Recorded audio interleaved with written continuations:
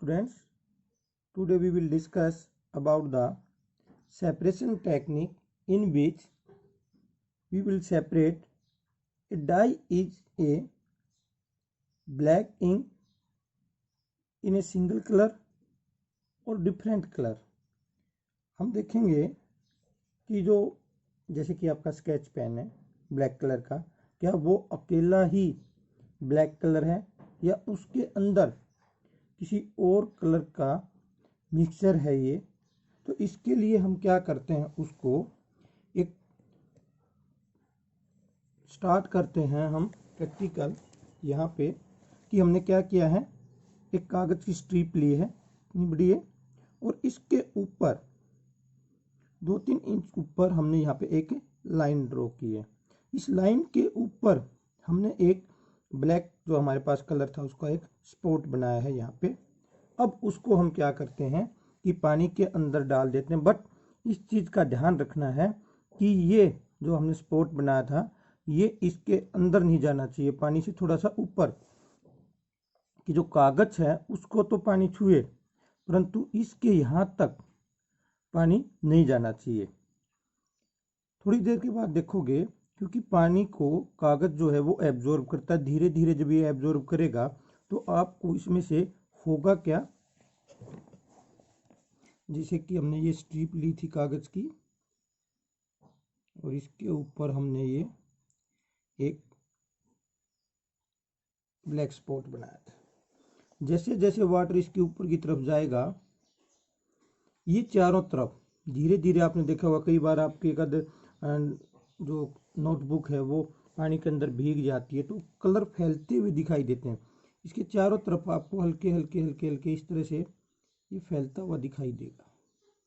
और इसमें देखोगे आप कहीं पे रेड या ब्लू या हल्का सा ब्लैक कलर दिखाई देता है अलग अलग प्रकार के। इट मीन्स क्या हो रहा है, जिसकी ऑब्जर्वेशन जो ज़्यादा ऑब्जर्व करता है, यहाँ पे जो ऑब्जर्वेशन आएगी वो क्या करेगी कि जो ज़्यादा जल्दी ऑब्जर्व करता है वाटर को वो कलर बाहर की तरफ, थोड़ा सा और कम करता है वो अंदर की तरफ, जो कम करता है वो अंदर की तरफ। इस प्रकार से हम किसी भी डाई में से ये पता लगा सकते हैं कि उसका जो कलर है वो किन किन कलर्स को मिलाकर बना हुआ है।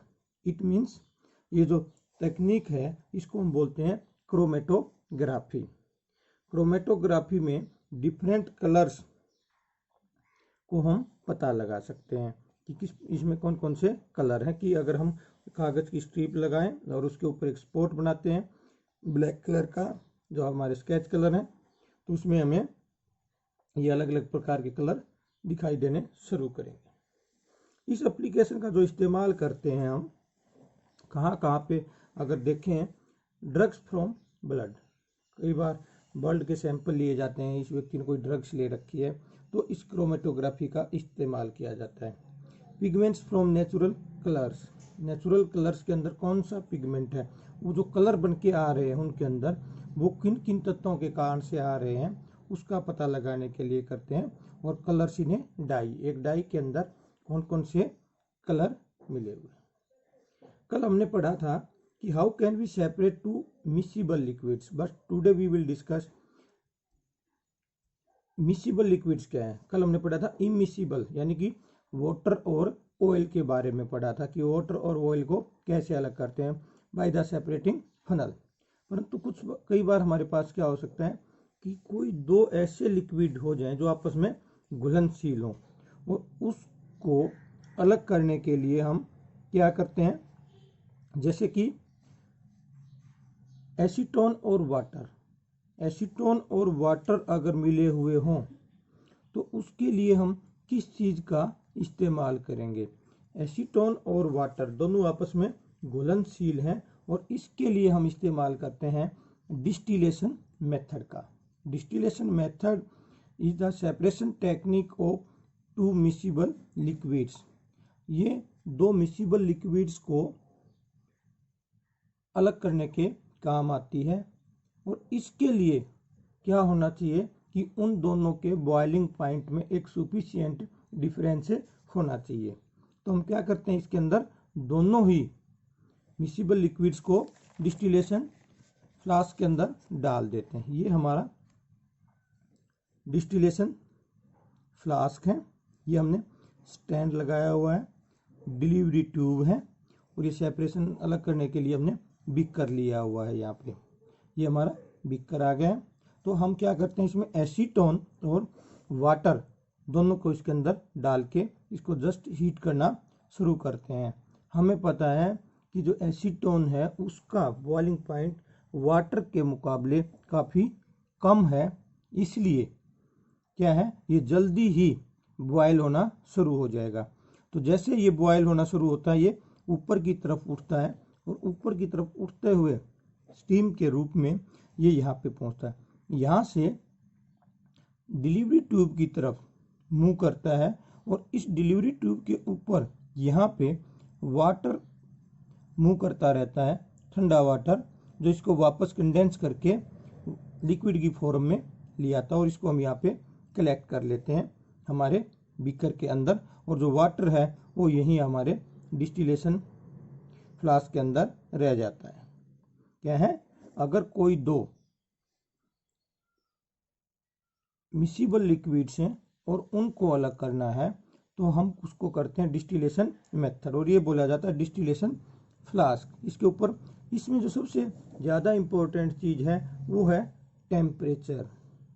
टेम्परेचर के लिए हम यहाँ पे एक थर्मामीटर लगाते हैं, और इस पे नज़र रखना ज़रूरी है, क्योंकि हमें एक ख़ास टेम्परेचर पे ही ले जाके उस चीज़ को देखना है, क्योंकि हर एक चीज़ का जो बॉइलिंग पॉइंट होता है वो अलग अलग होता है। तो यहाँ पे एसीटोन का बॉइलिंग पॉइंट और वाटर के बॉइलिंग पॉइंट में काफ़ी डिफरेंस है, इसलिए हमें जैसे जैसे वाष्प दिखाई दे तब तक हम इसको हीट करते रहना। वाष्प बंद हो जाए तो इसको रोक के, क्योंकि वाटर अब हमारा यहाँ रह जाएगा डिस्टिलेशन फ्लास्क के अंदर, और जो एसीटोन है वो डिलीवरी ट्यूब से आके और हमारे यहाँ पे अलग बीकर के अंदर आ जाएगा। ठीक है, परंतु कई बार क्या होता है, कुछ ऐसे मिसिबल लिक्विड्स भी हैं जिनके अंदर जो बॉइलिंग पॉइंट का डिफरेंस है वो लेस देन 25 डिग्री सेल्सियस भी होता है। उस समय हम किसका इस्तेमाल करते हैं, उस समय हम एक दूसरी विधि का इस्तेमाल करते हैं, फ्रैक्शनल डिस्टिलेशन। वो क्या है, फ्रैक्शनल डिस्टिलेशन, यानी कि इसमें सिर्फ अब क्या डाला हमने, एक फ्रैक्शनल कॉलम, इसको बोलते हैं फ्रैक्शनल कॉलम। ये जो होता है फ्रैक्शनल कॉलम के अंदर, बाकी डायग्राम सेम है डिस्टिलेशन मेथड, पर यहाँ पे क्या है, फ्रैक्शनल डिस्टिलेशन।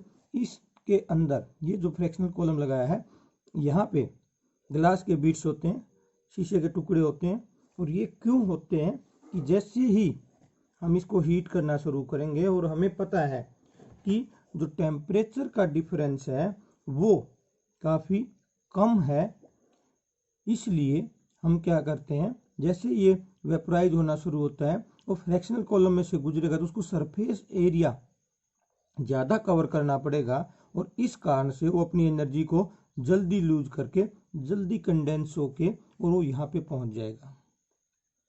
और जो दूसरा जाएगा यहाँ पे सेकंड वाला, तो वो इसमें आपस में मिक्स नहीं हो पाएंगे, क्योंकि उसको सरफेस एरिया ज़्यादा चाहिए। तब तक वो पहले वाली जो चीज़ है वो निकल के हमारे बीकर के अंदर आ चुकी होती है। जैसे कि हमारे पास एटमॉस्फेयर में लिक्विड गैसेज हैं, अब उन गैसेज को अलग अलग कैसे करें, अब हमें तो नहीं पता है कि इन गैसेज को इतनी जल्दी कैसे अलग करें। तो इनको अलग करने के लिए हम क्या करते हैं, जैसे कि एटमॉस्फेयर के अंदर कोई मिक्सर हमने इकट्ठा किया और उसके अंदर ऑक्सीजन, आर्गन और नाइट्रोजन जैसी गैसेज हैं, और आप इनमें देखो कि इनके अंदर इनका जो बॉइलिंग पॉइंट है वो माइनस के अंदर है, और उसमें हल्का सा डिफरेंस है बिल्कुल।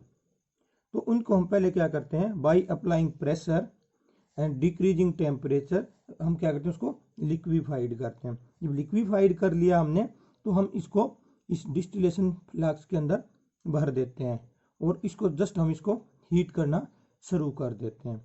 और अगर हमें ऑक्सीजन लेनी है तो इससे पहले हमें आर्गन और नाइट्रोजन जो है, क्योंकि इससे नीचे इनका बॉइलिंग पॉइंट, उनको अलग करना पड़ता है, और उनको इस तरह से हम टेम्परेचर, थर्मामीटर का अगेन यहाँ पे काफ़ी अहम रोल है, क्योंकि टेम्परेचर बहुत ही मिनिमम डिस्टेंस है टेम्परेचर के अंदर, तो टेम्परेचर के लिए थर्मामीटर पे नज़र, और उसके बाद में धीरे धीरे हम करके तीनों गैसेज को अलग कर लेते हैं।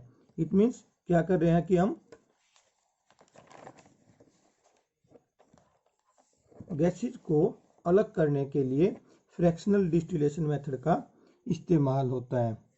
इस फ्रैक्शनल डिस्टिलेशन का मेथड का इस्तेमाल पेट्रोलियम के जो क्रूड ऑयल होता है उसके जो कंपोनेंट्स होते हैं उनको भी अलग अलग करने में काम आता है। यानी कि इसकी जो दो मेन एप्लीकेशंस हैं वो क्या है, एक तो डिफरेंट गैसेज को एयर में से अलग करना, और दूसरा क्या है, क्रूड ऑयल में से उसके जो कंपोनेंट्स हैं उसको अलग करना। उसके बाद आता है हाउ कैन वी सेपरेट या obtain pure copper sulphate from an impure sample. ये क्या है कि हम कॉपर सल्फेट के जो को कैसे प्राप्त कर सकते हैं इम्प्योर में से। ये प्रोसेस होती है crystallisation. We can obtain pure copper sulphates from an impure sample by crystallisation. Crystallisation क्या है, एक प्रोसेस है जिससे हम प्योर सॉलिड को प्राप्त कर सकते हैं किसी भी इम्प्योर सब्सटेंस से, या सॉल्यूशन जो होता है उसका क्रिस्टलाइजेशन का, उसमें से प्यूरिफाई सॉलिड।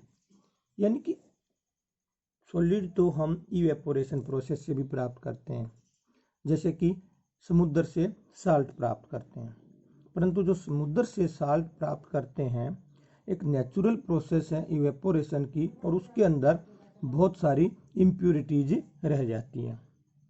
अब उसको अगर हमें प्योर कन्वर्ट करना है तो उसको दोबारा से हम सॉल्यूशन के रूप में लेके आके फिल्टर करके उसको फिर हम हीट करते हैं, और हीट करने के बाद जो उसका सॉल्वेंट था, जो लिक्विड पार्ट था, वो इवेपोरेट हो जाता है, और जो प्योर बचता है वो क्रिस्टल है, क्रिस्टल के रूप में।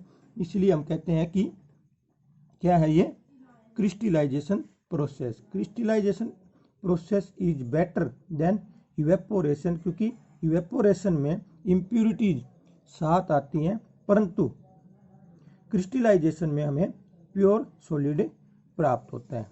क्लियर। तो आज ये आपकी कुछ सेपरेशन टेक्निक थी। आपका चैप्टर कंप्लीट हो चुका है। अब आप इसको फिर नोटबुक के अंदर कंप्लीट कीजिए, अपने एक्सरसाइज और इन टेक्स्ट के क्वेश्चन भी कंप्लीट कीजिए। ओके।